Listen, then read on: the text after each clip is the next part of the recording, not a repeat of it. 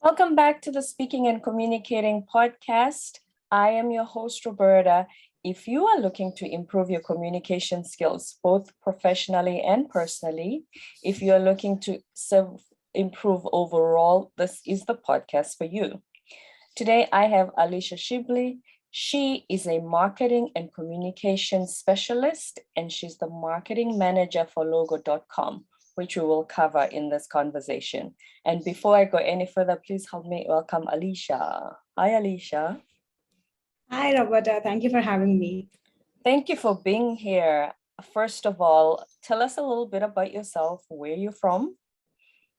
Oh, I'm from India, and I have been a marketing and communication specialist for 8 years now. It's what I studied, it's what I do, it's what I've been doing for, I think, as long as I can remember. Right now, I'm heading marketing at logo.com, but I've worked with small boutique digital marketing agencies and even large corporates. I work with partners across time zones, borders, and languages. So 8 years of experience and interacting with all these people, I think I've learned a few tricks and tips that I can use, which can help communicate people a little more effectively and a little more nicely at work. All right. So speaking of, I'm intrigued by the languages part. If you meet people who speak a different language than you do, and you don't understand the language, what do you guys resolve to do in that situation? So I work with people who are based in Germany, in Poland, in Czech Republic, and English is not their first language. So when that is the case, when your other partner does not understand English as well as you do, I think it's really important to communicate just the key points and in as simple a language as you can. Because so many times when we're working in our regular environment, we use these jargons and these complicated words, which may not be easy for them to understand because their understanding of English is quite basic. So it's really about bringing it down to the simplest form, using bullet points, writing short sentences. These are tricks, but the more nicely formatted your email, the more to the point you are, the more bullet points and actionables you write, the more clearly you state that here's what the thing is and here's what I want from you. If you make that very clear, I think it becomes very, very easy for the other person to understand.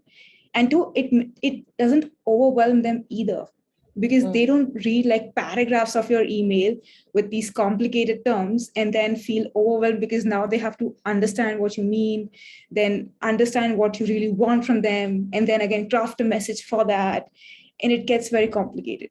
If you can bring it down to a simple yes or no, you've got your job done, and it makes it easy for them. And most importantly, it makes it easy for you. That's right. I remember when I was a teacher in South Korea, I remember that's the first thing I was told by my recruiter. He said, keep it simple, keep your sentences short. Always. I think there is a military principle that is, I'm just trying to remember what there's a very specific thing. It's called bottom line up front. What it says is, for your sanity and for the other person's sanity, what do you want from them? What is the bottom line that you want to communicate? Put that up front. Here's what for example, I'll give you a very recent example. I had to write to my boss because I needed an approval from him for a platform that I wanted to subscribe to. Now, English is his first language, but he's my boss. He gets way too many emails and he's involved in way too many projects. I can't expect him to listen to, hey, you know what, I've done XYZ and now XYZ has happened and now I want so now can I please get the subscription?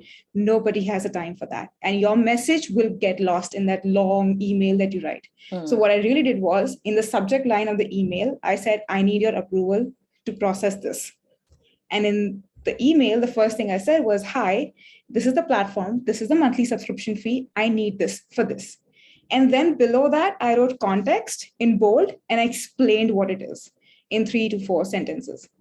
Now, for him, it becomes very easy because the bottom line is he needs to give me a yes, go ahead. And if it makes sense, he just go, yes, go ahead. He doesn't have to think about, oh, what has she done? done? What does she want? Does she want this? Is she looking for other options? Is she looking for this? No, nothing is getting lost. He knows from the subject line and the first line, she wants an approval. She wants a yes or a no. Be as clear as possible. Always. Nobody has time. Yeah. So before we get more deeper into the communication part, tell us a little bit about logo.com. Is it for businesses? Is it for individuals? Anybody who wants to start something? Is it for big enterprises? Who is it for? Well, logo.com, as the name suggests, is a logo maker. So we're a free logo maker. And we are one of the 2 in the market right now that offers high quality professional logos for free. For free. We have a really intelligent platform, the logo editor that we call Behind, that takes in just your business name, your slogan, and a few simple questions like, what color palette do you like? Do you want like an icon, a symbol or not? Just your preferences. And we give you hundreds of designs. You customize it, and then you download that logo file in high resolution in multiple file formats with transparent background, etc., for free. So we're a logo maker and we're a brand building platform. Oh, okay. Usually when a company or website says stuff is free, I always wonder what's the catch. So how does your enterprise make its money if the stuff you give us is free? That's a very good question. So like I said, we are a free logo maker, but we have a monthly subscription, which is called the brand plan. Now, this is optional. You don't have, if you just want the free logo, you can take the free logo and go home and we still love you. But we have a monthly subscription, which is called the brand plan. Now, here is where it gets really useful, and which is why the brand building platform comes in, because you get business cards, letterheads, email signatures, posters, flyers, social media kit, social media post creator. And by social media kit, I mean, your profile photos, your cover photos, all. Everything is branded to your logo. So you have to do nothing. You just have to go there. If you click on the business card maker, the business card will automatically have your logo. It will take the colors that you have chosen for your brand because they're your brand colors. It will automatically populate it with that. It will take the font. It will automatically populate it with that. It will give you multiple templates. So you pick a template you like. It's already ready. You just change your name. And if anything you want to tweak it, add some personal touch to it, you download. And that is just one part. There's a social media post creator. The social media posts, every single post, whether it's an Instagram story or an Instagram image or a Facebook post, it has your logo, it has your colors, it has your fonts. It's a ready post.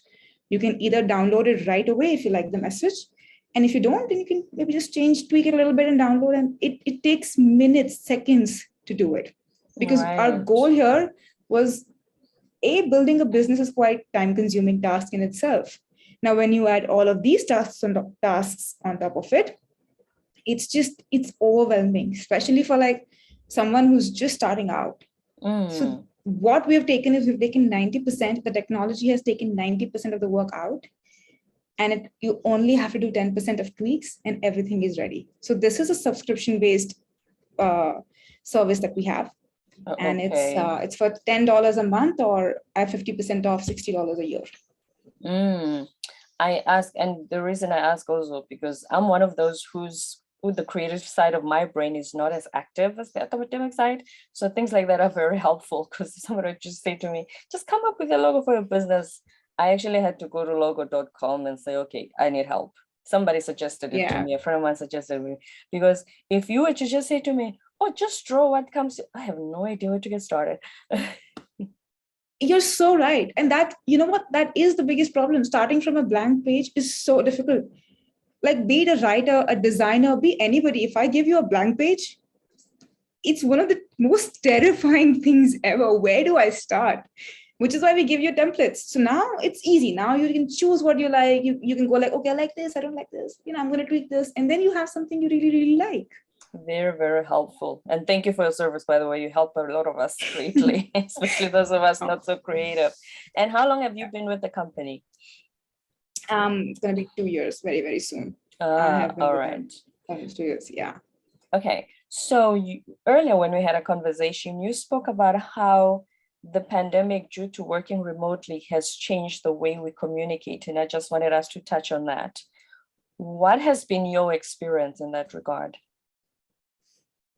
So what happened before the pandemic, which is before we went in lockdown, was I used to work at an office with people in front of me all the time. We still used like an instant messaging app like Slack. We had email, we have project management platforms, we had all of that, but those were auxiliary to in-person communication. A lot of the times we could just ask somebody, hey, what's the status on this? Hey, what's happening here? And it was easy. And we were around for 8 hours or 7 hours a day every day, and we'd get that done. Now, jump to post lockdown, the in-person is completely gone. And now all you have are those auxiliary channels to communicate. So you have email, you have project management, and you have instant messaging. How do you decide what message goes where? Is this urgent? Should I send this on Slack? Or is this about a project update that will be more useful on the project management app? Or is this something that I need to send an email about?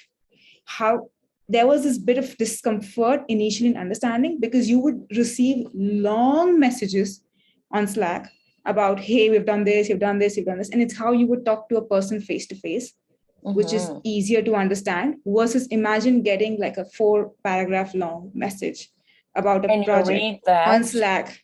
And understand what are the key points there.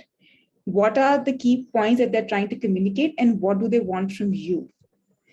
So that was a bit of a communication gap there, because there was a lot going on and there were lots of apps, but we didn't have the etiquette, or a better word is we didn't have the understanding of what to use how, what platform should be used for what communication.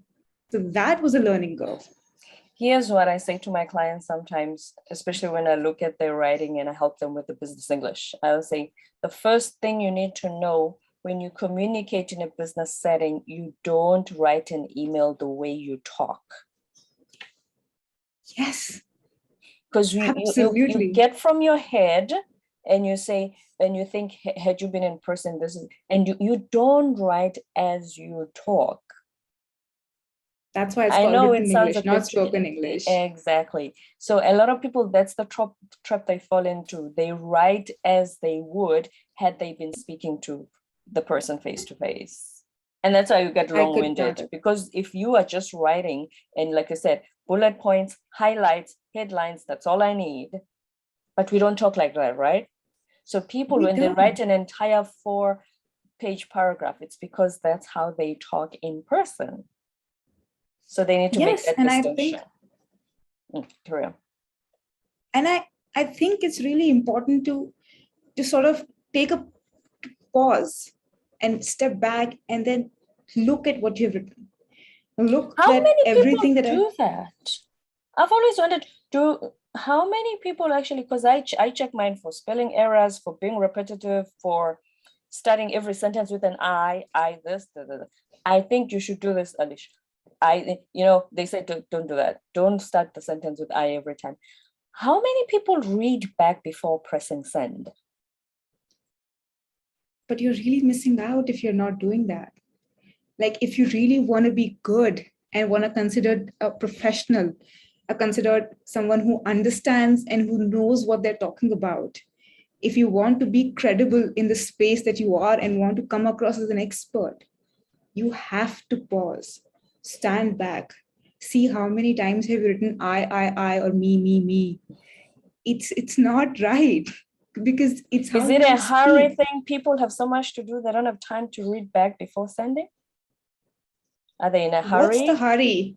Like, what's the hurry? I want to understand. Do you have nuclear codes that if you don't do this, like the world will explode? No. 1 minute later is not going to delay anything. But if you take that 1 minute and if you just read and make slight tweaks or break the paragraph or delete unnecessary sentence, that 1 minute of extra patience and work will make you come across so much more credible, so much more better. 95% of the time, I found that when I read back, there's always something I'm either fixing or tweaking or deleting. Because here's the thing, not an email to your boss or to your colleagues does not have the luxury of the edit button like a Facebook comment. Even Facebook comments, sometimes I edit. I'm like, oh, look at that. I made an, or when I was writing then THEN, it became a THAN, which is a totally different meaning. I have to edit that. At least there's an edit button. But you don't have the luxury of editing after you've sent it. Can you just take 10 seconds to read back what you wrote? And if you're telling me that people are in a hurry, and in a hurry, if you've sent a message, and if you don't read it again, because in your task, you just said, okay, done, I'm good, next. You don't even know what you've sent to the other person. What if there are typos? What if there is a completely different thing? Like, just, I think some of the biggest communication problems can be solved if we just take a breath, pause, read what we've written, understand from another person's point of view. Does this make sense? Is it making sense to me? Is this really? And sometimes, you know what? Just look how it looks. Does it look like a lot? If it looks like 4 long paragraphs, I will not read that. Who reads that? You're busy. Who has the attention span? You would not. But what if you just wrote 4 bullet points, which are 4 or 5 words long? You know, sometimes people write bullet points, which are like one bullet point is an essay in itself. Okay, yeah, that makes no sense. Bullet points, like I say. You know, you say, so, Alisha, here's what I'd like for you to give me by the end of office hours today. A report on this, update on that, conclusion on this. Isn't that bullet points? It's exactly. Where are we on this? Okay, can you give me a project update on bullet point, on point 1, point 2, point 3? Is the blog post done? Is the social post done? Have we scheduled everything? Do you need anything from me? Now I have 4 bullet points. I know exactly what they're looking for. So I just respond, this is done, in work in progress. No, I don't need anything. You see how fast and easy it was? Do you think that sometimes also people feel like writing a long story makes it, especially because here's the tricky part about the written English versus, so if I'm speaking, we were talking about body language earlier. If I'm speaking to you, you can see I'm smiling, you know, you can tell that, oh, okay, everything is fine. The energy between me and Roberta is fine. However, if you're writing, that's why we use smiling emojis. We want to say, if I send an email to Alisha, I wanted to see that I'm not angry, or I'm not being brash or harsh. When people write long, sometimes from my perspective, when I read it, I feel like they're trying to be more personable, more friendly, so that they don't appear harsh. If they just say, hello, Roberta, this is what I need, I'm going to feel like they don't like me. I'm going to be offended. You know, everybody gets offended lately, Alisha, let's be honest. I'm going to get offended. I'm going to think Alicia's harsh and mean. So to soften it up, you feel like you have to massage my feelings by just writing this whole paragraph of just being nice before you get to the point.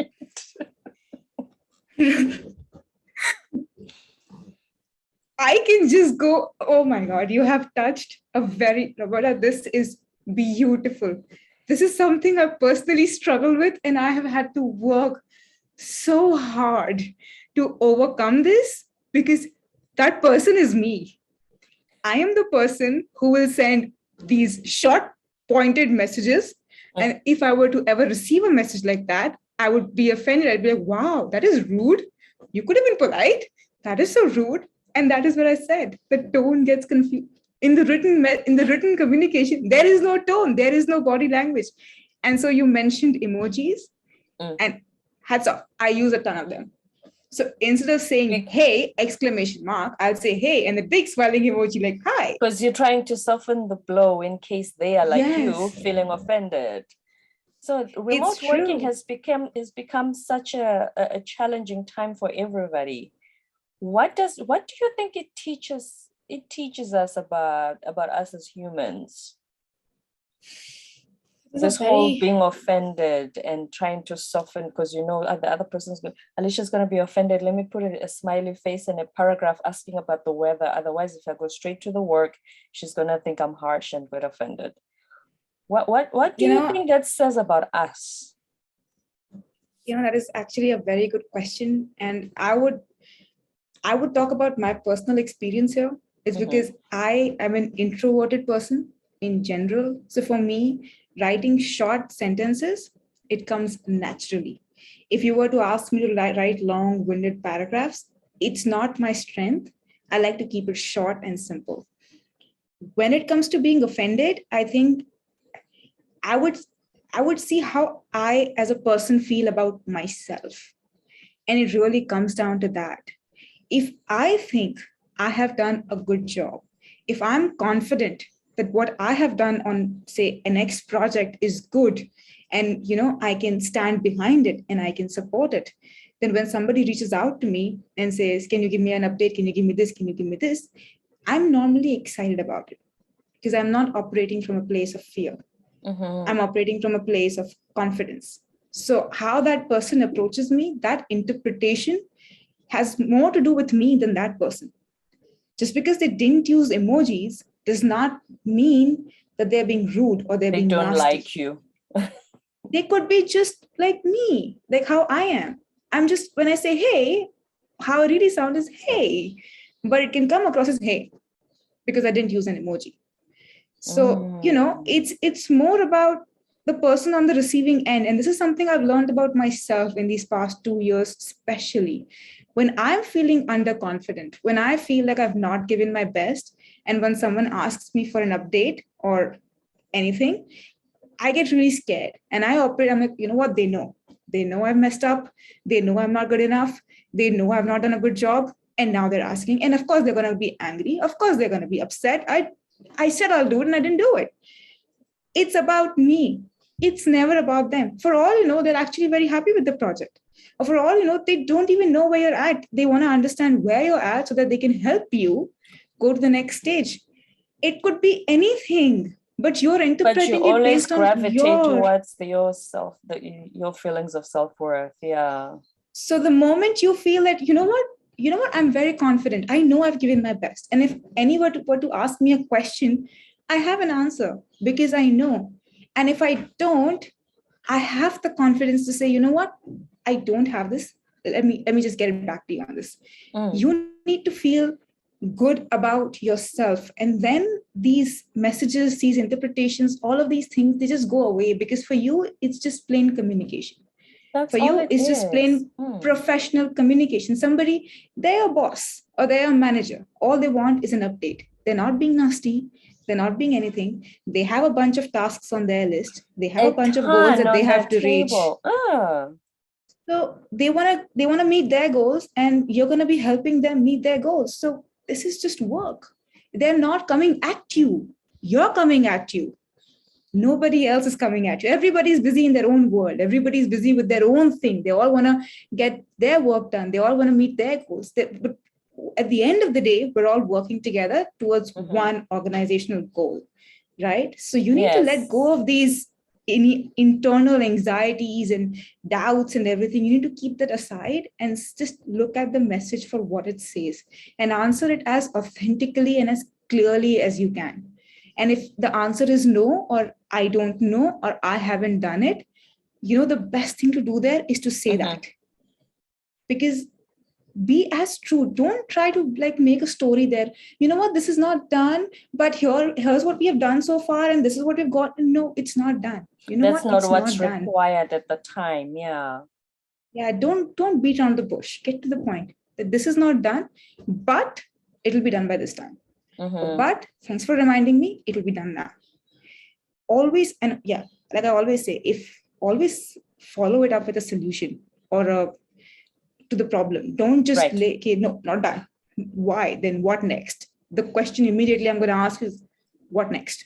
Be solution driven, not just problem driven. And I think while we do talk about the tactical and side of communication, how we should talk, what we should say, the tips and tricks, it all comes down to how we feel inside. And I think that's just, I can go on philosophical angle here and talk about life, but that is more true in any communication in every aspect. Anything that you learned outside, if inside something is not right and there's chaos, it's not going to stick. It's not, people can have knowledge intellectually, but the reason they don't change is because inside it hasn't stuck because there's chaos that they needed to solve and haven't. That's all that. And I bring back the point of Yeah. And I also mentioned the point where you said people hurry. Why? What are you so tensed about?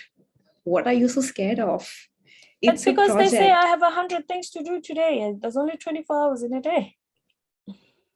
Manage your energy. Do you know when you go on YouTube and if you just type about time management or energy management, do you have any idea how many videos you'll get? And if you have 100 tasks to do today, how did you get to this point where you have 100 tasks and to do today? they're not all urgent. They Not can't be important. urgent. No, it's not. Yeah. Not all 100 are important. Some of them are not necessary.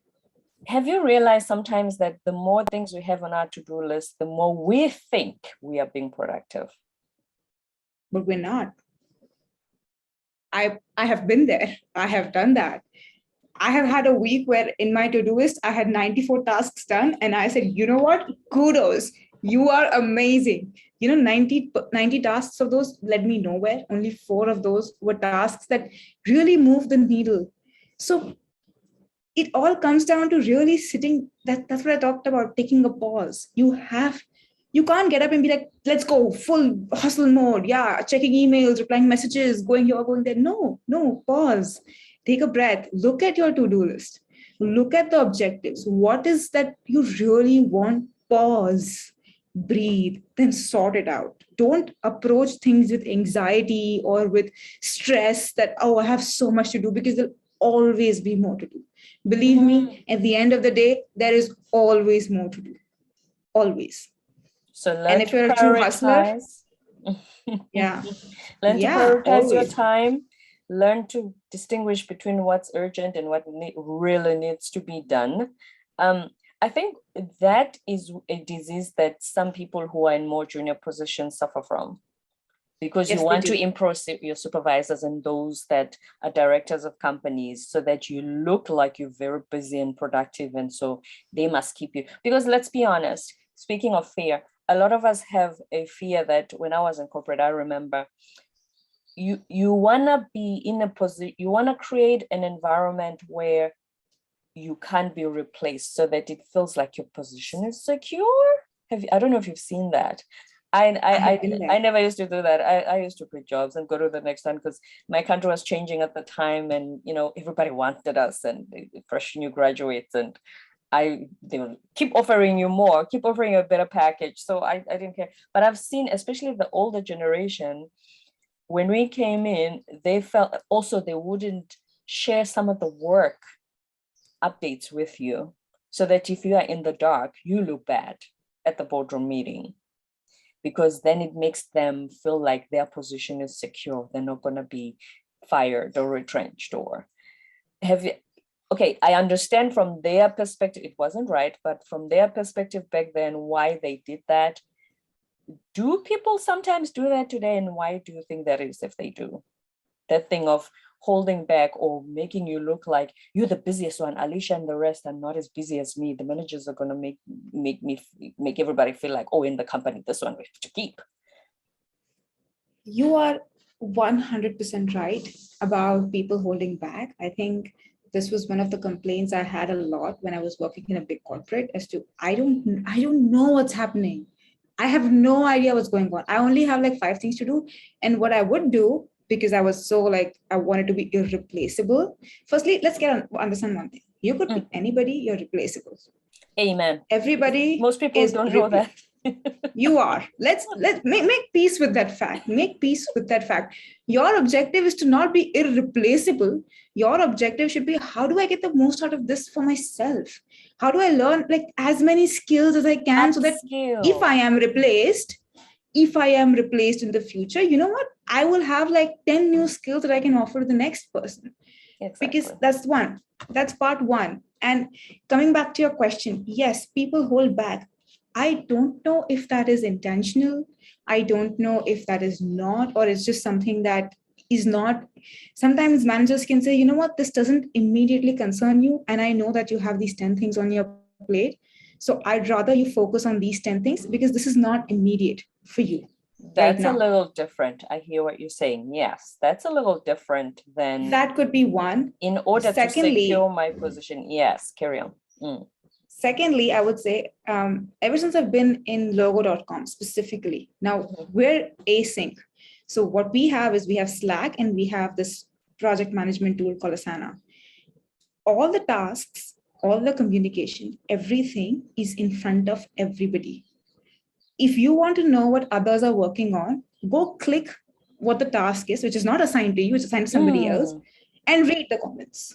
Or if you see a communication happening on a different channel that you're not immediately related to, or it doesn't immediately concern you, but if you do want to be proactive, then take an initiative. See if you have something to add there. Nobody has said, hey, don't meddle. Nobody said that. Yeah, you are not meddling because you're worried. You are not meddling because you're worried. Or you're not meddling because you think, oh, I'm junior, I may not know. What if I mess up? Or what if I say something stupid? It's a fear. I had that fear when I was, just starting out. I said, okay, I mean, I do have an idea, but this will be so stupid if I say it. Or what if they realize it's like I'm a complete stupid, I don't understand these things, and they'll realize what a mistake they've made. And I mean, honestly, again, I go back to, in my head, I have weaved a story. Your perception of you, yeah. So my point is, if a manager is not sharing something with you, that does not mean that it's not open to you. It is still open to you. See, the projects are all out there. Okay, I understand, in big corporates, all the projects and all the updates may not be out there because what's happening with the management and senior management may not be open to you. But if that's the case, you know what? You have 10 things to do. Just nail those 10 things.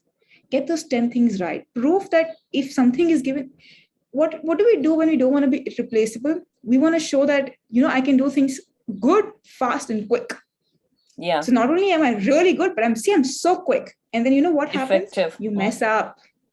You mess up every time. You mess up. When you do something fast, that means you're not thinking. Coming back to my point of taking a pause. Accuracy, when you're trying to be super fast, you miss out on something. When you send something which is a fast job, it will have errors. And you know what? The person receiving it will see errors. But if you take half an hour extra and really think it through and put something together and send it out, and if that reduces that person's job by 20% or 30 or even 5%, they're going to appreciate you. And next time when they want something, who do you think they're going to come to? The one with barely any errors. Exactly. So you have to, it all really comes down to, I think our conversation has really gone there. Like it comes down to taking a pause, and it comes down to your own perception about yourself. It's how you think about yourself. And that's how you will communicate with the other person, because you'll communicate from a place of confidence. And confidence. That's it actually. And not from a place of fear or confusion. You know what you're talking about. Not projecting your feelings of lack of self-worth onto others when it has nothing to do with that. Yeah, exactly. This has been such a pleasure to have this conversation with you, Alisha. Thank you so much for being here. You're absolutely welcome, Roberta. This was absolutely amazing. I had such a good time. Me too. And most of all, thank you so much for the free logos. Oh, yes, absolutely. I would love if you guys, and if anyone who's listening to you or if you make it, please reach out to me and tell me that you did. I mean, I would love to see your designs. Of course. But before you go, when can we reach you if you wanted to know any more information about the work that you do? Well, the best place to reach me is email, because I check that every single time. It's alisha@logo.com. Okay. I am on LinkedIn as well. Just type Alisha Shibli. Okay, let's find you on LinkedIn. Say your name slowly. And I think Alisha Shibli. It's ALISHASHIBLI. Perfect. On LinkedIn, Alisha Shibli. It's been a pleasure. Thank you so much for being here. Thank you, Roberta. It was awesome.